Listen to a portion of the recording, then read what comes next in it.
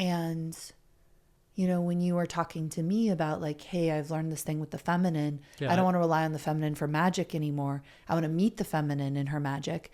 And I just started sobbing, like it was just such a bodily response of sobbing, because that's what I had wanted so much in our relationship to experience with you, and didn't get it all the way in the way that I think we were capable of ultimately.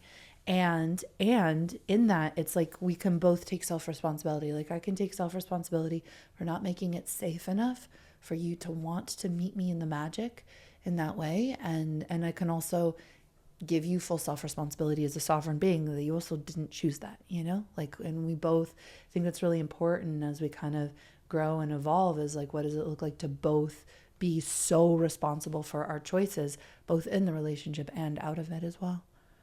Yeah.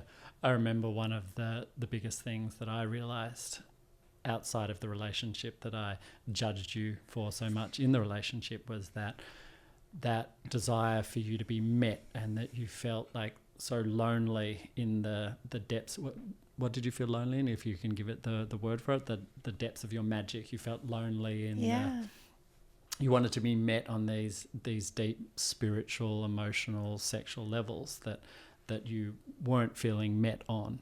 And you know, I realized after talking to people after our relationship that it's quite common for women to want to feel met or not being fit. What am I trying to say? It's like a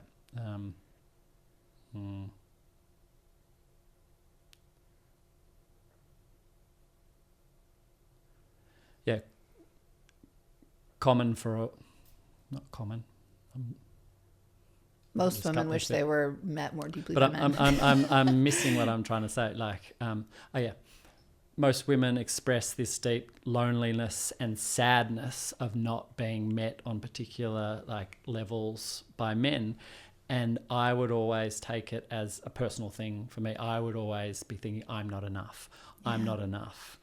And rather than just realizing it wasn't about me, it was just your deep need and desire to be met by the universe, by everything, I made it about myself. Yeah. And yeah, I wish I hadn't. I wish I could have just like every time you felt that, just like stepped a little bit more into depths and intimacy and meeting you, and not feeling like I had to go from 0 to 100, like that if Layla doesn't feel met, I need to meet her right where she is. Like just keep stepping and stepping and stepping, and that's what I've done a lot more out of our relationship. Like I'm meeting my own magic, I'm meeting my own depths, and I'm meeting everybody more and more. But I wish I'd done that more in our relationship. Yeah.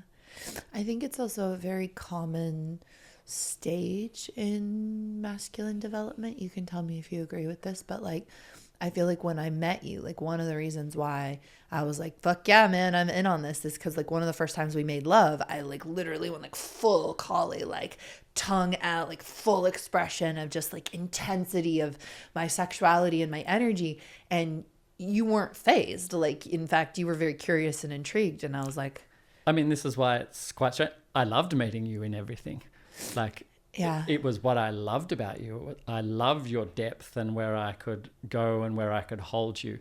And then still that paradox of like, it wasn't enough. Yeah. Like I didn't feel like I was, that it was okay where I was at.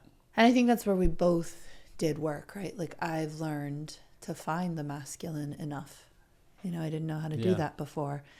And to really celebrate, I didn't realize how sensitive men are. And like I got conditioned to think like men are like all powerful and like they're there to like save you and give you the world or and be this your like princess. David Data thing that they must be like an absolute rock to like Totally. And be able to withhold anything, doesn't matter what storm it is. Like totally, which can just become an excuse to fucking be irresponsible about your trauma and your projections for the feminine.